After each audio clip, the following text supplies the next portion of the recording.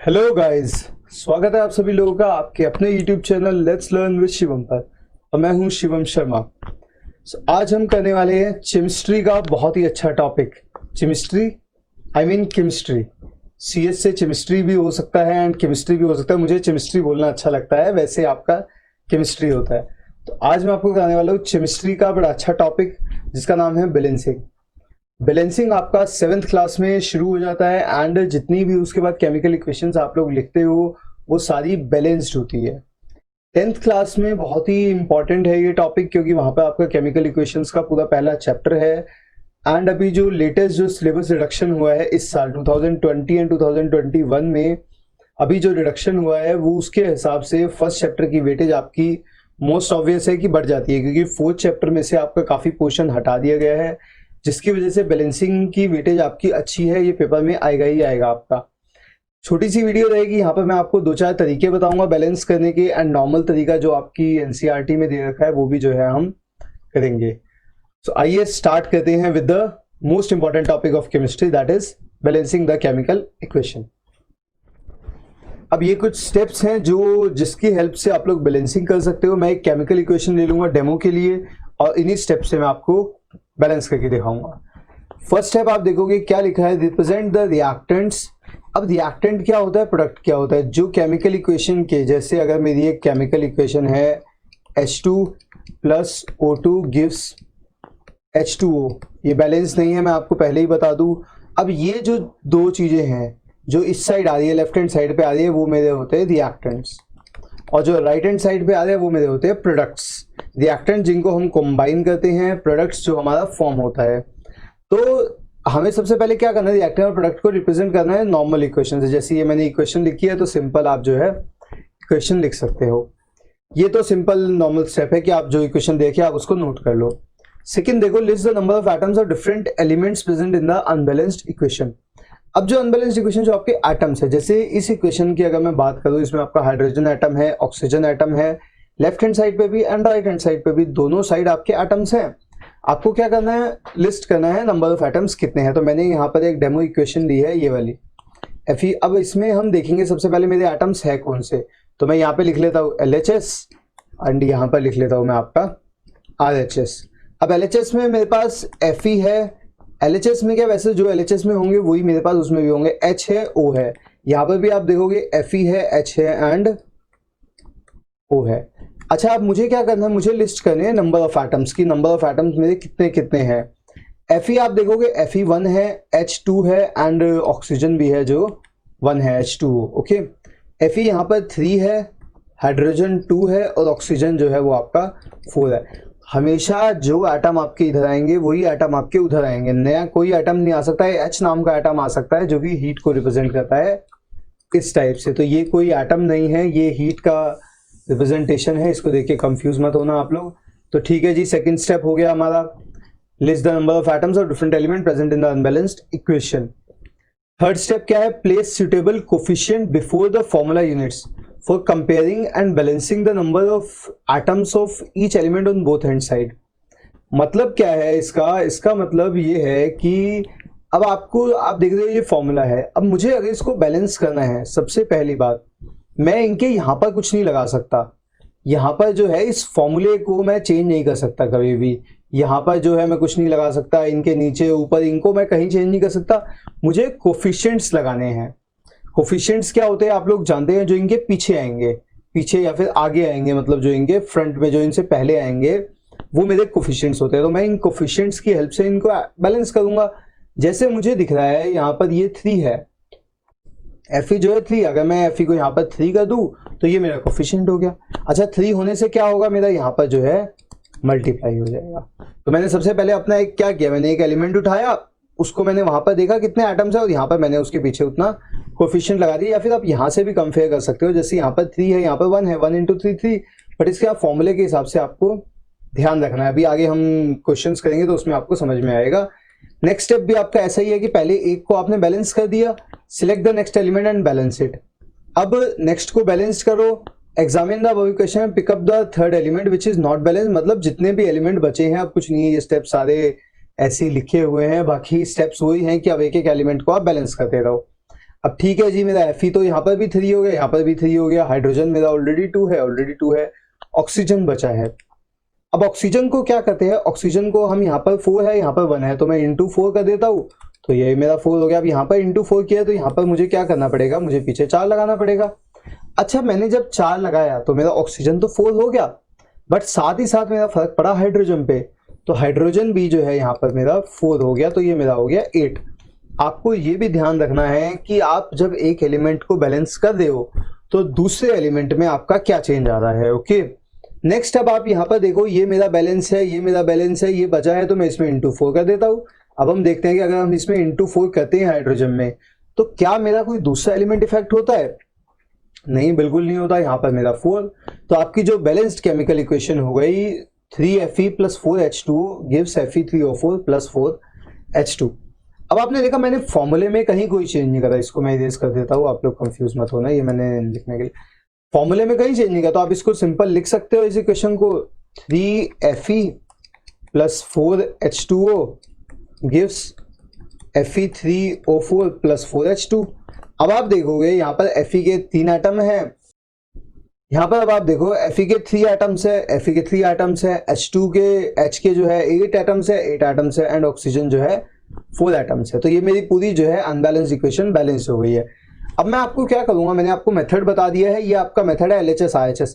अच्छा, ये मेथड हर एक इक्वेशन के लिए एप्लीकेबल है, बट जो इक्वेशन थोड़ी सी छोटी है मैं उसमें इतना बड़ा मेथड क्यों लगाऊंगा, इतना पागल थोड़ी हूं मैं इतना, ये क्योंकि थोड़ा सा टाइम कंज्यूमिंग है। अब अगर नेक्स्ट इक्वेशन आप देखो, नेक्स्ट इक्वेशन ये वाली है। अच्छा, इक्वेशन को ये भी देख लेना कि कहीं वो ऑलरेडी बैलेंस ना हो, कहीं उसको फालतू में करके लग जाओ। यहाँ पे Zn के एटम देखो, Zn के एटम 1 है, SO4 H2 H2, तो it is already a balanced equation. हम अनबैलेंस्ड को ही बैलेंस्ड करते हैं, जो ऑलरेडी बैलेंस है उसको कुछ नहीं करते। It is already a balanced equation. अच्छा, नेक्स्ट आप देखो, मैं आपको एक इक्वेशन अपनी तरफ से बताता हूं, H2 + O2 गिव्स H2O।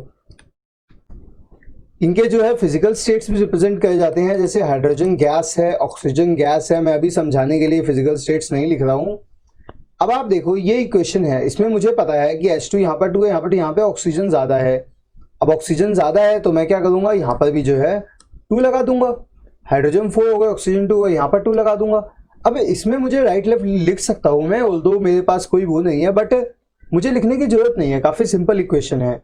तो अब मैं आपको थोड़ी सी इक्वेशंस दिखाता हूँ, 10-11 इक्वेशन हम लोग करेंगे। अगर आप लोग खुद प्रैक्टिस करना चाहते हो, कोई स्कूल सेट आपके पास है कोई, तो आप वो क्वेश्चंस भी प्रैक्टिस कर सकते हो। मैं जो क्वेश्चन लेने वाला हूँ, बट मैं उनसे थोड़ी सी टेक्निक आपको बताऊंगा, क्योंकि ये मेथड जो है आपका वो तो एनसीईआरटी में दिया हुआ है, बट आपको क्या सीखना है, आपको मेथड के साथ साथ कुछ कॉम्प्लेक्स इक्वेशंस भी होती है, वो भी मैं आपको अभी करके बताता हूँ।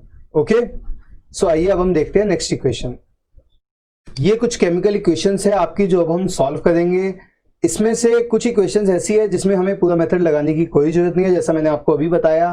कुछ इक्वेशन ऐसी है जिसमें हमें पूरा left hand side right hand side लिखना पड़ेगा। तो एक एक करके हम इन इक्वेशंस को देखते हैं एंड देखते हैं कैसे जो है ये सॉल्व हो सकती है। तो फर्स्ट इक्वेशन अगर मैं कॉपी कर लेता हूं यहां से, अब आप ये देखो, ये मेरी फर्स्ट इक्वेशन है। इसमें मुझे क्या गिवन है, Na + O2 गिव्स Na2। अब मुझे दिख रहा है यहाँ पर ये काफी सिंपल इक्वेशन है, O2 है, O यहाँ पर सिंगल है, तो मैं यहाँ पर सबसे पहले O को ही बैलेंस कर लेता हूँ। 2O हो गया मेरा, 2 हो गया, Na मेरा कितना हो गया, 4 हो गया, तो मैं यहाँ पर 4 लगा लेता हूँ, ये मेरा बैलेंस हो गया। तो अब ये इतनी सिंपल सी इक्वेशन है, इसके लिए आपको पूरा मेथड करने की कोई जरूरत नहीं है, सिंपल सा आप उसमें लगाओ। तो आइए अब हम देखते हैं नेक्स्ट इक्वेशन। ये मेरी सेकंड इक्वेशन है, H2O2 गिव्स H2 +। अब ये भी देखो आप सिंपल कर सकते हो क्योंकि ज्यादा वेरिएबल्स नहीं दिख रहे। सबसे पहले देखो आपके 2 एटम्स है, हाइड्रोजन है, ऑक्सीजन है। पहले हाइड्रोजन देख लो भाई, हाइड्रोजन 2 यहाँ पर है, 2 यहाँ पर है, तो ऑलरेडी बैलेंस्ड है। ऑक्सीजन यहाँ पर 2 है, यहाँ पर 1 है, बट यहाँ पर 2 है, तो ऑक्सीजन को मैं ऐसे तो बैलेंस नहीं कर सकता। मैं क्या करूंगा, सबसे पहले यहाँ पर 2 लगा देता हूँ। यहाँ पर 2 लगाने से क्या हुआ, ऑक्सीजन मेरा 2 यहाँ पर 4 हो गया, और हाइड्रोजन भी 4 हो गया। अगर मैं ऑक्सीजन को बैलेंस करूंगा तो मेरा हाइड्रोजन अपने आप ही बैलेंस हो जाएगा। Hydrogen 4, oxygen 2 × 2 4 and oxygen 4। अच्छा, ये भी आपका होता है बैलेंस्ड इक्वेशन में कि आपका जब आप सारे एलिमेंट बैलेंस कर लोगे तो हो सकता है जो आपका लास्ट एलिमेंट हो वो अपने आप ही बैलेंस हो जाए। काफी बार आपको ये देखने को मिलेगा। आइए अब हम देखते हैं थर्ड इक्वेशन। अब थर्ड इक्वेशंस में थोड़े से एलिमेंट्स ज्यादा है तो इसको मैं लिख लेता हूँ। वैसे देखो मैं डायरेक्ट कर सकता हूँ, आपकी भी जब प्रैक्टिस हो जाएगी तो हो सकता है आप डायरेक्ट कर लो, ऐसा कोई मेथड नहीं, कोई कंपल्शन नहीं है कि आप सारे एलिमेंट्स लिखो ही लिखो। अगर आपको लगता है कि आप डायरेक्ट कर सकते हो तो आप डायरेक्ट कर लो, बट एटलीस्ट सारी टेक्निक एक बार आपको सीखनी जरूरी है। जैसे mg है, इसको थोड़ा सा जूम आउट कर लेते हैं। ओके, अब ये आप देखोगे mg यहाँ पर 1 है। अच्छा, हाइड्रोजन, ये बहुत सीखने वाली चीज है। हाइड्रोजन यहाँ पर भी है, यहाँ पर भी है, तो मैं इस हाइड्रोजन को, वैसे तो 2 यहाँ पर 1 है, 3 है, बट मैं इसको 3 नहीं लिखूंगा, मैं इसको क्या लिखूंगा 2+1। वो क्यों लिखूंगा अभी मैं क्वेश्चन करूंगा जब मैं आपको बताऊंगा। अब आप हाइड्रोजन, ऑक्सीजन, अच्छा ये ऑक्सीजन था तो ऑक्सीजन तो मेरा 2 ही है, मैं इसको डायरेक्ट 2 लिख लेता हूँ, मुझे लगा हाइड्रोजन है, तो हाइड्रोजन जो है मेरा 2+1, ऑक्सीजन मेरा ऑलरेडी 2 है, Cl जो है मेरा 1 है, तो ये मैंने इधर के लिख लिया। अब RHS के लिख लेते हैं। RHS में भी सेम एलिमेंट्स होंगे, Mg, OH and Cl। Mg 1 है, ऑक्सीजन 1 है, हाइड्रोजन 2 है एंड Cl भी जो है मेरा 2 है। Mg 1, oxygen 1, Cl 2, hydrogen 2। आप भी साथ साथ ऐसे चेक करते रहना, तो आपको एग्जाम में जो है कभी भी छोटी छोटी गलतियां जो होती है वो नहीं होगी। अब आप देखो, सबसे पहले जो मैं देख रहा हूँ Mg है मेरा, Mg ऑलरेडी बैलेंस्ड है तो उसमें कुछ भी करने की जरूरत नहीं है। नेक्स्ट एलिमेंट जो मेरा दिख रहा है ऑक्सीजन। अच्छा, अगर बच्चे ये सोच रहे हो, कुछ बच्चे ये सोच रहे हो कि आप कौन सा एलिमेंट पहले बैलेंस कर रहे हो, तो ऐसा कोई ऑर्डर नहीं है, आप कोई भी एलिमेंट उठा के पहले बैलेंस कर सकते हो, आपकी इक्वेशन बैलेंस हो जाएगी। बट ये हो सकता है कभी कभी आपको एक एलिमेंट को 2 बार बैलेंस करना पड़े, ऐसा हो सकता है। अब इसमें आप इंटू 2 कर दो तो ये भी आपका 2 हो जाएगा। अब यहाँ पे 2 करने के लिए आपको यहाँ पर 2 लगाना पड़ेगा। अब जब यहाँ पर आपने 2 लगाया तो हाइड्रोजन मेरा बढ़ गया, हाइड्रोजन मेरा पहले 2 था और अब मेरा हो गया 4। अब आप देखो यहाँ पर 4 हो गया मेरे पास। अब यहाँ 2 है या 1 है, अगर मैं यहाँ पर 2 लगा दूं तो 2+2 क्या हो गया मेरा 4 हो गया, तो यहाँ मैंने 2 लगा दिया। अब अगर मैं यहाँ 2 लगा, अगर मैं यहाँ पे 6 लिखा होता टोटल, मतलब मैंने यहाँ पे 2+1 3 लिखा होता, तो मैं उसको कभी भी 4 नहीं कर सकता था, क्योंकि मुझे फिर 2 लगाना पड़ता। मतलब मैं आपको क्या कह रहा हूँ, मैंने यहाँ पे ऐसे 3 लिखा होता तो मैं 2 लगाता तो ये 6 हो जाता, मेरा 4 कभी नहीं हो पाता, बट मुझे कितना चाहिए था 4। इसीलिए मैंने आपको बोला कि अगर आपके अलग अलग हो, जैसे हाइड्रोजन यहाँ पे 2 बार है तो उसको अलग अलग लिखो, वो आपके लिए बेस्ट रहेगा। अब हाइड्रोजन भी मेरा जो है बैलेंस हो गया। अब हाइड्रोजन बैलेंस होने की वजह से यहाँ पर जो मैंने 2 हाइड्रोजन लगाया है, मेरा Cl भी जो है वो 2 हो गया, तो Cl में भी जो है मैं 2 लगा लेता हूँ। अच्छा, ये वही हुआ जो मैंने आपको बोला था। यहाँ पर क्या हुआ, मेरा Cl जो है अपने आप ही बैलेंस हो गया, मुझे बैलेंस करने की जरूरत नहीं पड़ी। तो ये आपका थर्ड क्वेश्चन था। अब हम देखते हैं नेक्स्ट क्वेश्चन। ये जो है आपका नेक्स्ट क्वेश्चन है, आपको दिख रहा होगा। नेक्स्ट जो है वो आपका पहले वाले से काफी सिमिलर क्वेश्चन है। अब आप देखो यहाँ पर क्या लिखा है, AlOH3। Al है, O है, H2 है, काफी सिंपल है, आप इसको डायरेक्ट भी कर सकते हो। जैसे ऑक्सीजन 3 है, ऑक्सीजन 3 है, मुझे देखा। अब Al यहाँ पर 2 है तो पहले सबसे पहले मैं यहाँ 2 लगा लेता हूँ। अब Al मेरा 2 हो गया, यहाँ पर भी 2 हो गया। ऑक्सीजन मेरा कितना हो गया, 3 2 6, तो ऑक्सीजन मुझे 6 करने के लिए, अच्छा ऑक्सीजन यहाँ पर अलग अलग है, 3 यहाँ पर अगर मैं 3 लगाता हूँ तो 3 + 3 6, और हाइड्रोजन मेरा अपने आप ही बैलेंस हो गया। तो ऐसे जो है ये मैंने डायरेक्ट किया है, बाकी आप लिख के भी कर सकते हो, कोई प्रॉब्लम नहीं है। ओके, तो ये मेरा 5th क्वेश्चन। नेक्स्ट देखते हैं। नेक्स्ट आप देखोगे नेक्स्ट क्वेश्चन में थोड़े से एलिमेंट ज्यादा है तो इसको लिख लेते हैं NHCuO। अब N में यहाँ देखोगे 1 है, हाइड्रोजन में 3 है, Cu में 1 है, ऑक्सीजन में भी 1 है। RHS में देखो Cu, आप देखो यहाँ पर Cu बोल दो फर्स्ट है, बट मैं Cu नहीं लिखूंगा क्योंकि सेम एलिमेंट के सामने सेम एलिमेंट लिखने का बहुत फायदा है, वहां पर आपको इजीली जो है कंपेयर करने में प्रॉब्लम नहीं आती। N यहाँ पर 2 है, हाइड्रोजन भी 2 है, Cu यहाँ पर मेरा 1 है एंड ऑक्सीजन भी जो है वो मेरा 1 है। तो सबसे पहला एलिमेंट ही ले लेते हैं, बाद का भी ले सकते हो, कोई प्रॉब्लम नहीं है। इंटू 2 कर दो। अब जैसे मैंने इंटू 2 यहाँ पर किया तो नाइट्रोजन में 2 हो गया, हाइड्रोजन में फर्क पड़ा, 2 6 हो गया हाइड्रोजन। अब हाइड्रोजन मुझे यहाँ पर क्या करना पड़ेगा, 6 करना पड़ेगा, इंटू 3 कर दो।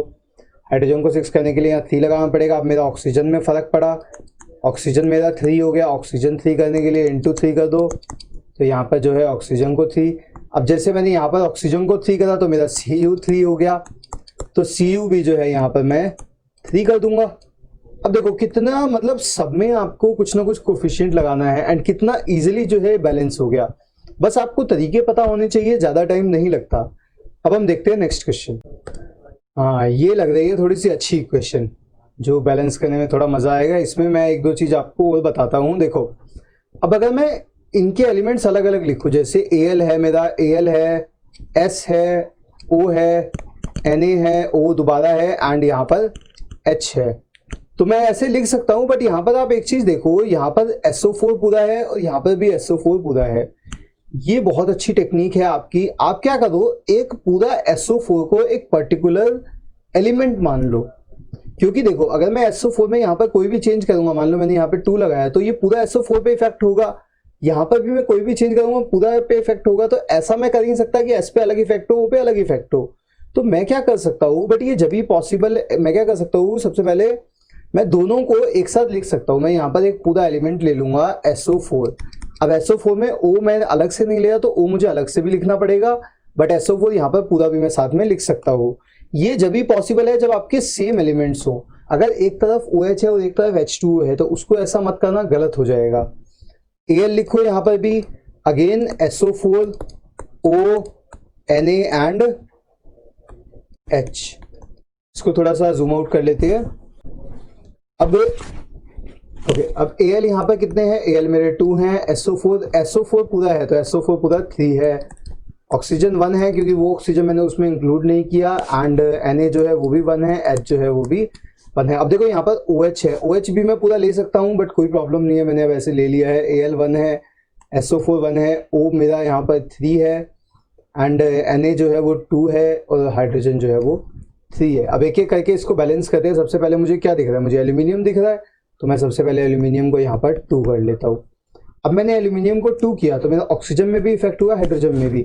दोनों 3 थे, 3 और 6, मतलब दोनों में 2 2 मल्टीप्लाई कर दो आप। ऑक्सीजन में कर दिया मैंने 6 हो गया, एंड हाइड्रोजन में भी किया तो मैंने, ये मेरा 6 हो गया। तो मेरा फर्स्ट जो है एल्यूमिनियम वो मेरा बैलेंस्ड हो गया। यहाँ पर भी 2 है, यहाँ पर भी 2 है। SO4 यहाँ पर 3 है, यहाँ पर 1 है, तो मैं इसमें इंटू 3 कर देता हूँ। इंटू 3 मुझे यहाँ पर 3 लगाना पड़ेगा। वो 3 लगने की वजह से Na जो है वो मेरा क्या हो गया, 6 हो गया। अब यहाँ पर मेरा SO4 भी जो है बैलेंस हो गया। ऑक्सीजन मेरा देखोगे यहाँ पर 6 है, यहाँ पर 1 है, तो यहाँ पर भी मुझे ऑक्सीजन जो है 6 करना पड़ेगा। इसको 6 कर लेते हैं, क्योंकि वो ऑक्सीजन मैंने SO4 में लिया, अलग से नहीं है। तो ऑक्सीजन अब जब मैंने बैलेंस किया तो Na भी 6 हो गया, एंड हाइड्रोजन भी 6 हो गया।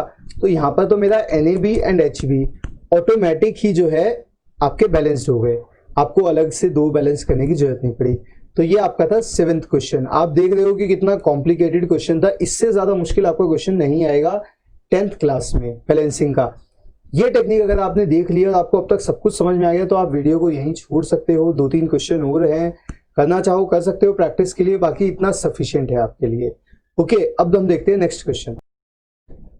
अब इसमें आप देखोगे HNO3 CaOH2, ये भी थोड़ी सी बड़ी है, तो बट इसमें भी यहाँ पे वो जो मैंने आपको पहले बताया था कि NO3 आप पूरा पूरा ले सकते हो, तो NO3 इधर भी एंड NO3 इधर भी लिख लेते हैं। यहाँ पर 2 है, यहाँ पर 1 है। उसके बाद हाइड्रोजन यहाँ पर 1 भी है, 1 प्लस 2 अलग से।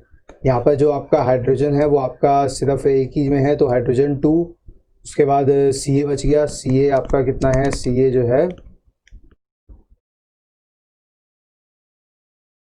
जो है वो मेरा 1 है। यहाँ पर Ca जो है यहाँ पर भी 1 है, एंड लास्ट मेरा बचता है NO3 हो गया, H हो गया, Ca हो गया, O बचता है मेरा ऑक्सीजन मेरा यहाँ पर 2 है, और ऑक्सीजन मेरा यहाँ पर जो है वो 1 है। अब सबसे पहले NO3 को बैलेंस कर लेते हैं। NO3 को आप बैलेंस करोगे तो NO3 को इंटू आप यहाँ पर 2 कर दो। NO3 को 2 करने के लिए पूरे में 2 करना पड़ेगा, जिससे हाइड्रोजन भी 2 हो गया है। तो हाइड्रोजन, बट यहाँ पे पूरे में 2 नहीं लगाना, हाइड्रोजन बस यहाँ पर 2 लगेगा। अब हाइड्रोजन NO3 आपका बैलेंस हो गया 2 हाइड्रोजन यहाँ पे 2 + 2 4 है, तो हाइड्रोजन को यहाँ पर 2 कर लेते हैं और यहाँ पर भी इंटू 2 कर देते हैं, तो ये मेरा 4 हो गया, जिससे मेरा ऑक्सीजन पे इफेक्ट पड़ा, ऑक्सीजन 2 हो गया। तो मेरा कैल्शियम एंड ऑक्सीजन जो है अपने आप बैलेंस हो गया। आप देख रहे हो कितने इजी जो है बैलेंसिंग होती जा रही है अगर आपको कंसेप्ट आते हैं। 2 क्वेश्चन हमारे बचे हैं, वो ले लेते हैं। अब हम देखते हैं 9th क्वेश्चन। अब ये 9th क्वेश्चन है। 9th मुझे ज़्यादा मुश्किल नहीं लग रहा है, तो मैं इसको डायरेक्ट कर लेता हूँ। Na मेरा सबसे पहले Na ही देख लेते हैं। Na यहाँ पर 2 करना है, साफ साफ मुझे दिख ही रहा है। Na 2 किया, SO4 1 ही है, H2 है, और ऑक्सीजन भी 2 हो चुका है। तो मेरा बस एक ही स्टेप था, सिर्फ वहाँ पर मुझे 2 लगाना था, तो ये एक ही स्टेप में हो गया। अब हम देखते हैं लास्ट क्वेश्चन। लास्ट क्वेश्चन देखिए, लास्ट क्वेश्चन में भी कोई ऐसी नीड लग नहीं थी मुझे पूरा लिखने की। बाकी देखो आप लोग लिख सकते हो, ऐसी कोई प्रॉब्लम नहीं, मेरी प्रैक्टिस है। अगर आप लोगों की प्रैक्टिस अच्छी हो जाती है, आप लोग काफी क्वेश्चंस कर लेते हो, तो आप लोगों को कोई जरूरत नहीं पड़ेगी। अदरवाइज आप लोग लिख के कर सकते हो, कोई प्रॉब्लम। थोड़ा सा टाइम कंज्यूमिंग है, इसलिए मैं थोड़ा अवॉइड कर रहा हूँ यहाँ पर। अब देखो यहाँ पर बी ए मेरा ऑलरेडी बैलेंस है, Cl यहाँ पर 2 है, यहाँ पर 1 है, तो मैं यहाँ पर Cl2 कर लेता हूँ। अब मैंने Cl2 किया, हाइड्रोजन 2 हो गया, हाइड्रोजन तो यहाँ वैसे भी 2 है, SO4 ऑलरेडी बैलेंस है। तो मैंने Ba देखा, Cl देखा, हाइड्रोजन देखा, SO4 देखा, सब बैलेंस है, तो मतलब इक्वेशन मेरी हो गई बैलेंस्ड। बैलेंसिंग के स्टेप्स आपको लिखने कोई जरूरत नहीं होती, क्योंकि 1 या 2 नंबर की बैलेंसिंग आती है। बट आपकी जितनी भी केमिकल इक्वेशंस आप लोग लिखोगे, क्योंकि आपको पता है first chapter, second chapter and third chapter, उसमें वो सिर्फ केमिकल इक्वेशंस ही है जो ज्यादा जान खाती है, और वो सारी केमिकल इक्वेशन जब आप लिखोगे वो सब आपको लिखनी पड़ेगी बैलेंस्ड। तो इसका बहुत इंपॉर्टेंट रोल है आपके केमिस्ट्री के पॉइंट ऑफ व्यू से। तो ये मैंने पूरा आपको जो है बैलेंसिंग का कंसेप्ट बता दिया है। अगर आप लोग को समझ में आ गया है बहुत अच्छी बात है, अगर नहीं समझ में आया है तो दोबारा देख लेना, समझ तो आएगा ही आएगा, क्योंकि इससे अलग बैलेंसिंग का कुछ है ही नहीं। ओके, सो अभी के लिए thank you, bye bye and have a nice day.